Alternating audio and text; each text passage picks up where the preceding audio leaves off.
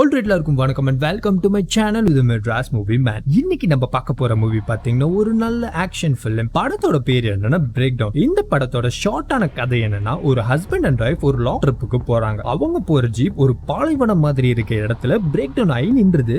அப்ப அந்த சமயம் ஒரு ட்ரக் டிரைவர் வந்து இவங்களுக்கு உதவி பண்றான். ஹீரோட ஒய்ஃபை ட்ரக்ல வச்சு கூட்டிட்டு போயிட்டு, நான் உங்களை ஒரு ஹோட்டல்ல நிறுத்துறேன், அங்க ஒரு பே போன் இருக்கும், நீங்க அங்க மெக்கானிக்க கூப்பிட்டுட்டு உங்க வண்டியை வந்து இங்க ரெடி பண்ணிக்கோங்கன்னு சொல்லிட்டு கூட்டிட்டு போறான். ரொம்ப நேரம் ஆகியும் இவங்க ஒய்ஃப் திரும்பி வரல. அப்ப நம்ம ஹீரோ இவங்க ஒய்ஃபை தேடி அந்த ஹோட்டலுக்கு போறாரு. சோ அங்க போய் கேட்டா யாருமே இவருக்கு ஒழுங்கா பதில சொல்லல. சோ அந்த இடத்துல இருந்து அவங்க ஒய்ஃபை இவர் எப்படி கண்டுபிடிக்கிறாரு, அவங்களுக்கு என்ன ஆகிடுச்சு அப்படின்றதாங்க படத்தோட கதை. சரி வாங்க நம்ம ஸ்ட்ரைட்டா படத்தோட ஃபுல் கதைக்குள்ள போயிடலாம். படத்தோட ஓப்பனிங் சீன்ல பாத்தீங்கன்னா ஒரு ஆள் இல்லாத பாலைவனம் மாதிரி ஒரு இடம். அங்க ஒரு ரெட் கலர் ஜீப் போகுது. அந்த ஜீப்குள்ள பாத்தீங்கன்னா நம்ம ஹீரோ ஜெஃப், அவரோட ஒய்ஃப் ஏமியும் இருக்காங்க. ஏமி பாத்தீங்கன்னா நல்லா தூங்கிட்டு வராங்க. தண்ணி தாகம் எடுக்குதுன்னு பின்னாடி திரும்பி அந்த வாட்டர் பாட்டில் எடுக்கும்போது சடனா ஒரு பழைய ஜீப் வந்து ரோடுக்கு நடுவுலயே கிராஸ் ஆகும். அப்படியோ ஜெஃப் வந்து வண்டியை அவங்க மேல இடிக்காம தப்பிச்சிடுறாரு. உடனே இங்க என்னடா ஆச்சுன்ட்டு ஏமியும் சடனா தூக்கத்துல இருந்து ஏந்திரிச்சிடுறாங்க. சரிங்க, நீங்க ரொம்ப நேரம் வண்டி ஓட்டுறீங்க, நான் கொஞ்ச நேரம் ஓட்டுறேன்னு கேட்பாங்க. அப்ப ஜெஃப், இல்ல பரவாயில்ல, நான் நெக்ஸ்ட் ரெஸ்ட் ஸ்டாப்ல நிறுத்துறேன், அங்க நம்ம கொஞ்சம் ரெஸ்ட் எடுத்துக்கலாம்னு சொல்லிட்டு போவாங்க. அடுத்த சீன் பாத்தீங்கன்னா ஒரு பெட்ரோல் பங்க்ல வண்டியை நிறுத்திட்டு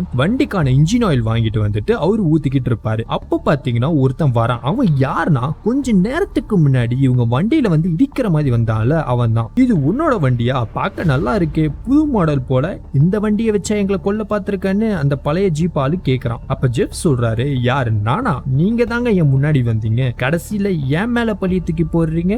இப்பயும் அந்த ஆளு ஜெஃப் மேலதான் தப்பு இருக்குன்னு சொல்லிட்டு அங்க இருந்து போறான். அப்ப அவரோட வைஃப் வராங்க. அவங்க கிட்ட, பார்த்து மேடம், உங்களை முழுசா வீட்டுக்கு போய் சேப்பானான்னு தெரியலன்னு சொல்லிட்டு போயிட்டு இருக்கான். இவங்களும் அங்க இருந்து கிளம்பிடுறாங்க. சரி ரொம்ப நேரம் போயிட்டு இருக்கோமே, பசிக்குதேன்னு ஏமி ஒரு டோனட் பாக்கெட் சாப்பிடலான்னு எடுக்கிறாங்க. அதுல என்ன எழுதி இருக்குன்னா, அந்த டோனட் பாக்கெட் கான்டெஸ்ட்ல நீங்க ஜெயிச்சா உங்களுக்கு $90,000 அப்படி இல்லைன்னா 90,000 டோனட் கிடைக்கும்னு போட்டிருக்கு. அதுக்கு அவரு $90,000 கிடைச்ச கூட பரவாயில்ல, 90,000 டோனட்ஸ் வச்சு நான் என்ன பண்ண போறேன், அந்த காசு இருந்தா இந்த காரோட கடன் அடைச்சிட்டு ஜாலியா இருக்க போறேன். சடனா வண்டியில இருக்க எல்லா அலர்ட்டும் ஒன்னா சவுண்ட் விடும். இது என்னன்னு பார்த்தா தானா வண்டி ஸ்லோ டவுன் ஆகி ரோட்ல ஒரு இடத்துல நின்னுடும். இது ஒரு புது வண்டியாச்சு, இது ஏன் இப்படி ஆகுதுன்னு ஜெஃப்க்கு ஒன்னும் புரியல. வண்டியோட ஹுட் ஓபன் பண்ணி பார்த்தா எல்லாமே நல்லா தான் இருக்கும், ஆனா இன்ஜின்ல மட்டும் கொஞ்சம் சூடா இருக்கும். ஜெஃப் கிட்ட இருக்க ஒரு போன்ல யாரா ஹெல்ப் கூப்பிடலான்னு பார்த்தா இந்த பாலைவன நடுவுல சிக்னலும் கிடைக்கல. இவங்களும் இந்த கொளுத்துற வெயில்ல என்னடா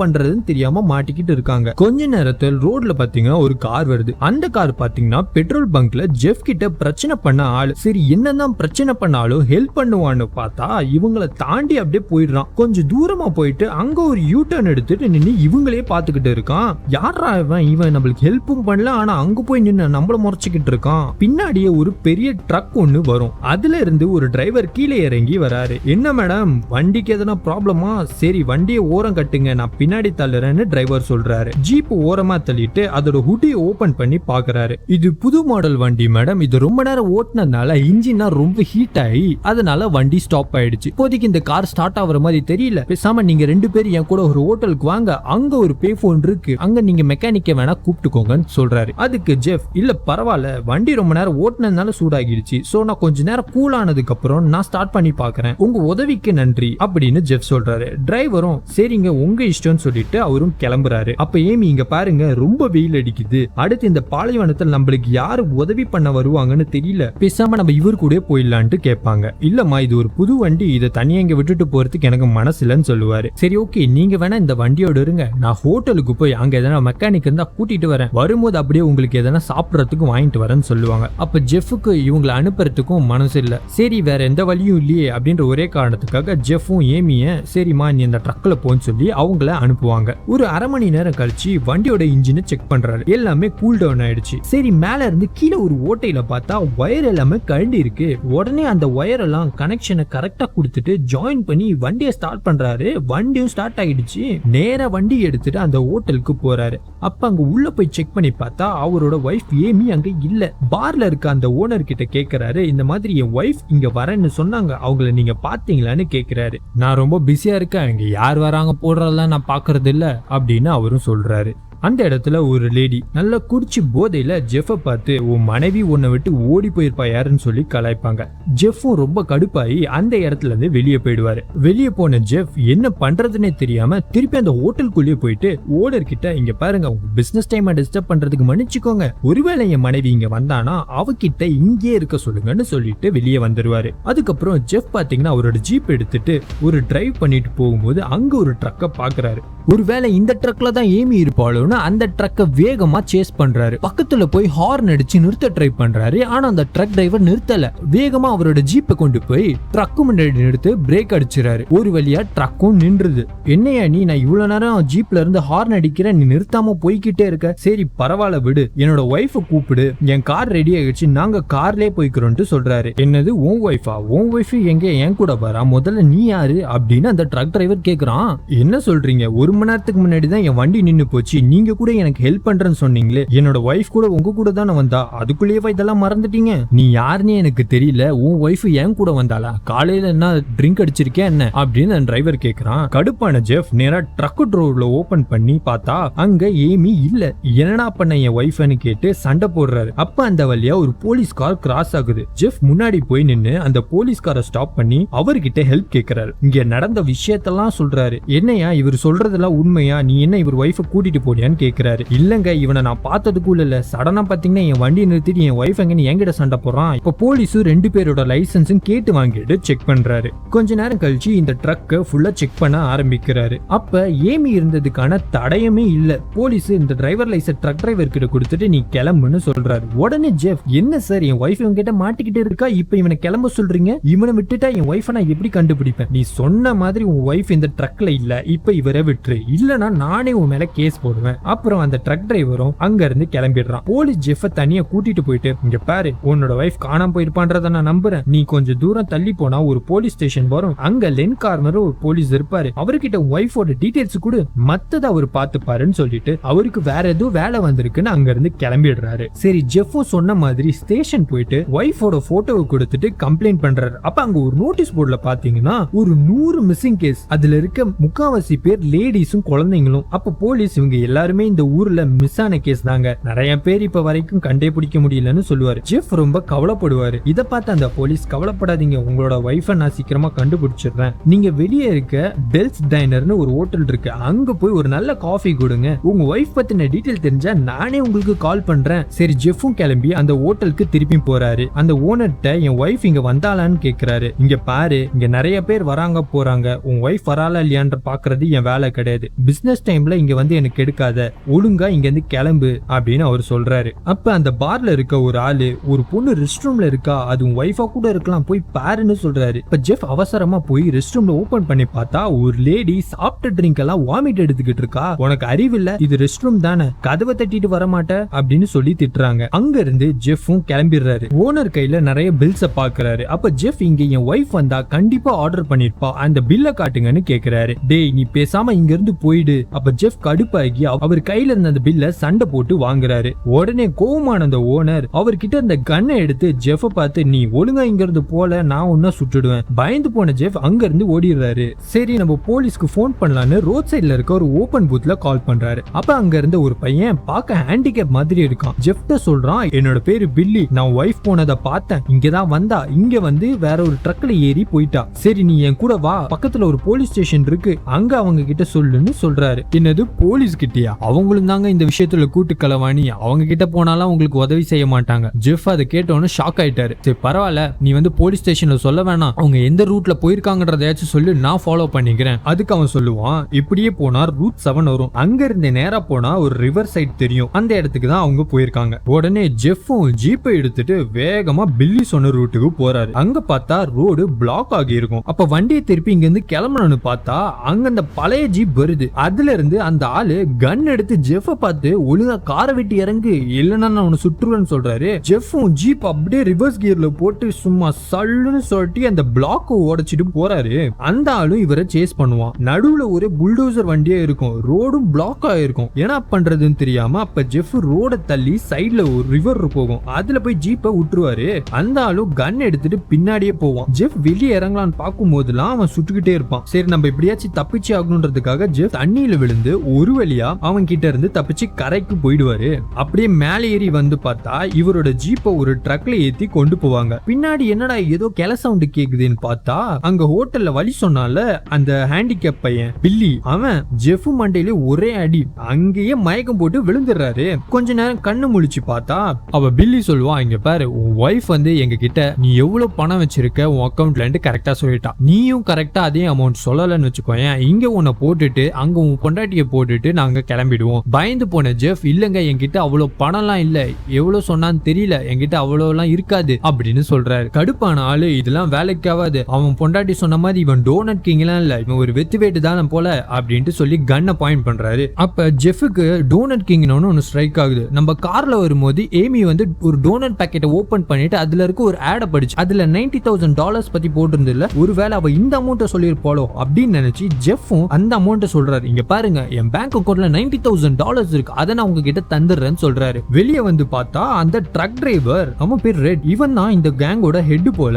மலை மேல இருந்து கீழே பார்த்தா ஒரு சின்ன டவுன் மாதிரி இருக்கு, அங்க ஒரு பேங்க் இருக்கு. ரெட் ஜெஃப் கிட்ட ஒரு பைனாக்குலர் கொடுத்து, அங்க பாரு ஒரு பேங்க் இருக்கு, நீ பண்ண வேண்டியதெல்லாம் அங்க போயிட்டு உன்னோட கரண்ட் அக்கௌண்ட்ல இருக்க $90,000 வித்ட்ரா பண்ணி கேஷா நீ கொண்டு வரணும். உன்கிட்ட 50 மினிட்ஸ் தான் இருக்கு, அதுக்குள்ள நீ கொண்டு வரலனா உன் ஒய்ஃப் உயிரோட பார்க்க முடியாது. ஜெஃப்பும் வேற வழி இல்லாம அந்த பேங்க்குக்கு போறாரு. அங்க ஒரு மேனேஜர் கிட்ட ஒரு கிரெடிட் கார்டு கொடுத்து, இந்த மாதிரி அக்கௌண்ட்ல $5,000 இருக்கு, அதை எடுத்து கொடுங்க அப்படின்னு கேக்குறாரு. என்னடா அவங்க $90,000 சொன்னாங்க, இவரு என்ன $5,000 சொல்றாருன்னு நினைக்கிறீங்களா? இவரோட அக்கௌண்ட்ல வெறும் 5,000 தாங்க இருக்கு, அவங்க உயிரை காப்பாத்திக்கணும்ன்றதுக்காக $90,000 இருக்குன்னு போய் சொல்லிட்டாரு. அந்த கிரெடிட் கார்டு அவர்கிட்ட கொடுத்து, இங்க பாருங்க எனக்கு $5,000 அதை தவிர்த்து எக்ஸ்ட்ரா எனக்கு $6,000 கூட கொடுங்கன்னு கேக்குறாரு. அதுக்கு அந்த மேனேஜர் சொல்றாரு, இங்க பாருங்க நீங்க ஏதோ ஒரு வெளியூர்ல இருந்து வந்திருக்கீங்க, எங்களோட கிளையண்ட்டுக்கு மட்டும் நாங்க ஒரு நாளைக்கு வெறும் $500 தான் கொடுப்போம், நீங்க என்ன 6,000 கேக்குறீங்க, எங்களால முடிஞ்சது 500 தான், வேணா வாங்கிக்கோங்கன்றாரு. வேற வழி இல்லாம சரி இருக்கிறத வித்ட்ரா பண்ணி கொடுங்க. அப்படியே அவரோட வாய்ஸை லோ பண்ணிக்கிட்டு, இங்க பாருங்க நான் ஒரு பிரச்சனையில மாட்டிக்கிட்டேன், நீங்க சீக்கிரமா போலீஸ்க்கு கால் பண்ணி அவங்க இங்க வர சொல்லுங்க அப்படின்னு சொல்றாரு.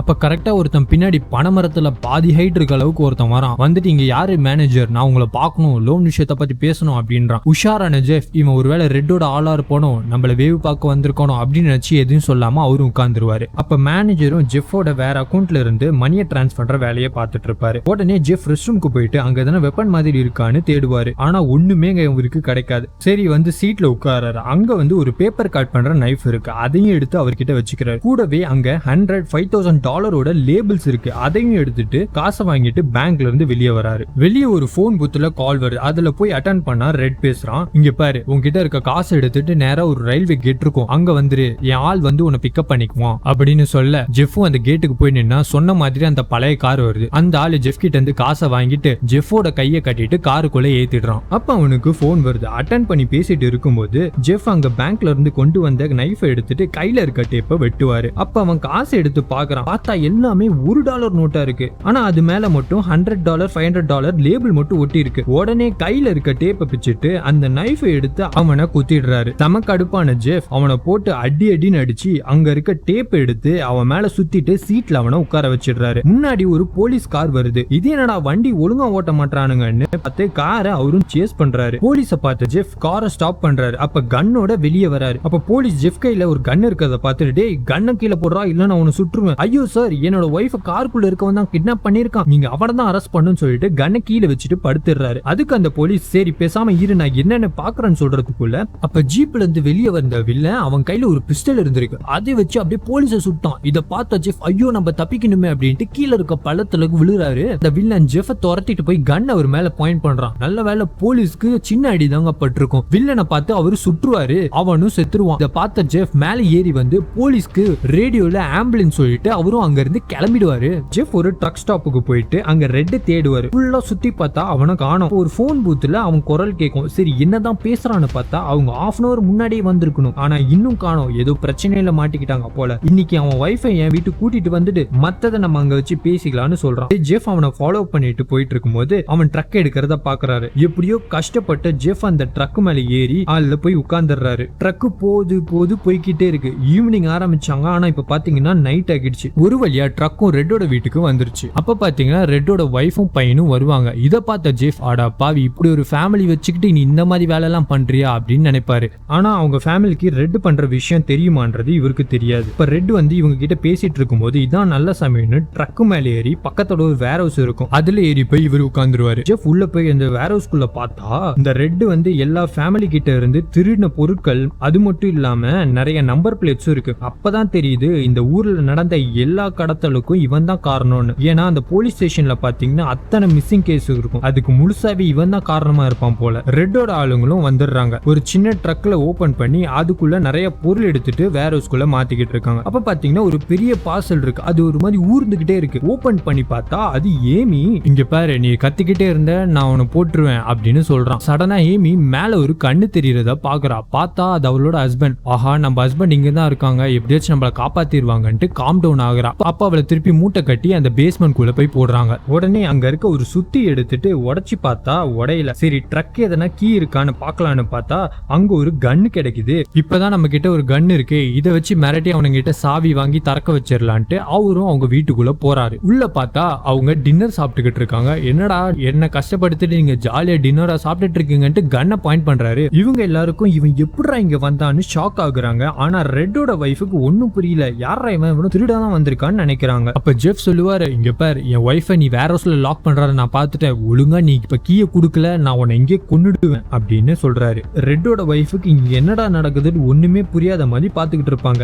அந்த சமயம் ரெட்டோட பையன் ஒரு ரைஃபிள் எடுத்துட்டு ஜெஃப் மேல பாயிண்ட் பண்ணுவான். நீ ஒரு திருட, ஒழுங்கா என் ஃபேமிலி விட்டுடு, இல்லனா எங்க அப்பா இந்த கன் எப்படி சுடணும்னு சொல்லி கொடுத்திருக்காரு, நான் ஒண்ணு சுட்டுடுவேன். அப்ப ஜெஃப், இங்க பாரு தம்பி, நான் திருடன் இல்ல, உங்க அப்பா ஒரு கொலைக்காரன், அவன் உங்களெல்லாம் ஏமாத்திட்டு இருக்கான், அவன் சொல்றத நீ கேட்காத. அதுக்கு ரெட் சொல்றான், இவன் போய் சொல்றான்டா, இவன் நம்ம வீட்டை கொள்ளடிக்க தான் வந்திருக்கான், பாரு கன்னை வச்சு உங்க அம்மாவை பாயிண்ட் பண்ணிட்டு இருக்கான், இவனை சுட்டுடு. அந்த பையனும் சுட்டுருவான். உஷாரான ஜெஃப் கரெக்டா அந்த கன்னை தட்டி விட்டதும் அந்த புல்லட் பாத்தீங்கன்னா அந்த கேங் மெம்பர் மேல போய் பட்டுரும். அப்ப ஜெஃப் பையன் கிட்ட இருந்த ரைஃபிள் எடுத்துட்டு ரெட் கூட்டிட்டு அந்த வேர் ஹவுஸ்க்கு போறாரு. ரெட்டோட வைஃப் கிட்ட சொல்லி பேஸ்மெண்ட்டை ஓபன் பண்ண சொல்றாரு. அவங்களும் ஓபன் பண்ண உடனே பார்த்தா ஏமி வெளியே வராங்க. ரெண்டு பேரும் சந்தோஷத்துல கட்டி பிடிச்சிக்கிறாங்க. இவங்க எல்லாரையும் பேஸ்மெண்ட்ல போக சொல்றாரு. அப்ப ரெட் வந்து ஜெஃப்பை பார்த்து, உன்னை நான் விட மாட்டேன்டா, எங்க இருந்தாலும் உன்னை வந்து கொல்லுவேன்டா அப்படின்னு சொல்றான். அதுக்கு உன்னால முடிஞ்சதை பாத்துக்கூடான்னு சொல்லி அவன் மூஞ்சிலே ஒரு கிக்கு கூட்டுட்டு அங்க இருந்து கிளம்புறாங்க. ஆனா அந்த கேங் மெம்பர்ல பில்லி மட்டும் அங்க இருந்து எப்படியோ தப்பிச்சிடுறான். அவன் ஒரு கன்னை எடுத்துட்டு வேர் ஹவுஸ்க்கு போயிட்டு அங்க ரெட்ட பேஸ்மெண்ட்ல இருந்து ரிலீஸ் பண்றான். ஜெஃப்பும் ஏமியும் ஒரு காரை பாக்குறாங்க,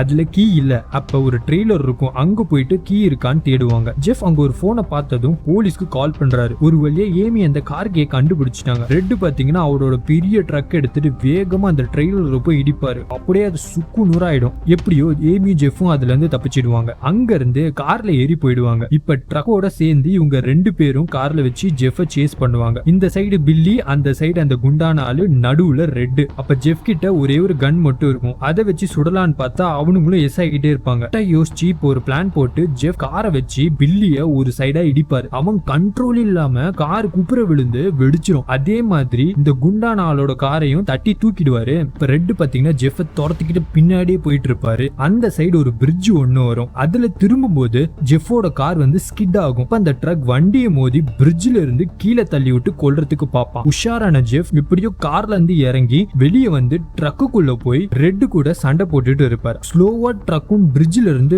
நகர்ந்து போய்கிட்டே இருக்கும். கீழே விழ போகும்போது அங்க இருக்க ஒரு மெட்டல் ராட்ல ட்ரக்கோட முனை புடிச்சுக்கிட்டு தொங்கிட்டு இருக்கும். அப்ப அவன் அங்க ஒரு செயின் இருக்கிறத பார்த்து அதை சப்போர்ட் வச்சுட்டு மேல ஏறி வருவான். ஜெஃப்பும் அவனோட காலை பிடிச்சிட்டு ஏற ட்ரை பண்ணும்போது அவன் என்ன பண்ணுவானா, அந்த செயின் எடுத்து ஜெஃப்போட கையில அடிப்பான். ஜெஃப்பும் வலி தாங்காம கையை மாத்திக்கிட்டே இருப்பாரு. திருப்பியும் அவன் செயின் எடுத்து ஜெஃப் மேல அடிக்க போகும்போது அவரு வந்து அந்த செயினை புடிச்சிருவாரு. புடிச்சு அவ்வளவுதான்டா நீ காலிடான்னு சொல்லி ஒரு இழுத்தவன மேல இருந்து அவன் கீழே விழுந்துருவான். அவரும் எப்படியோ மேல ஏறி போயிட்டு ஏமியோட ஒன்னா சேர்ந்துடுறாரு. அப்ப அவங்க மேல இருந்து பார்த்தா அவ இன்னும் சாகாம இருப்பான். ஏமிக்கு வந்தது பாருங்க ஒரு கோவம், அந்த கார் ட்ரக்க புடிச்சுக்கிட்டு இருக்கு. அப்ப ஏமி கியரை மட்டும் போட்டு விட்டுருவாங்க. ட்ரக்கு மேல இருந்து அப்படியே அவன் மேல போய் விழும் பாருங்க. ரொம்ப மோசமான நிலைமையால அவன் சாகுறான். எதுக்காக இவனுக்கு இந்த நிலைமைன்னா, எத்தனை ஃபேமிலிய கொடூரமா இவன் கொண்டு இருப்பான், அதனாலே இவனுக்கு இந்த மாதிரி சாவுதான் வந்திருக்கு. ஏமியும் ஜெஃப்பும் நடந்ததை நினைச்சு கட்டுப்பிடிச்சிட்டு இருக்காங்க. ஒரு வழியா நல்ல ஒரு ஹாப்பி எண்டிங்.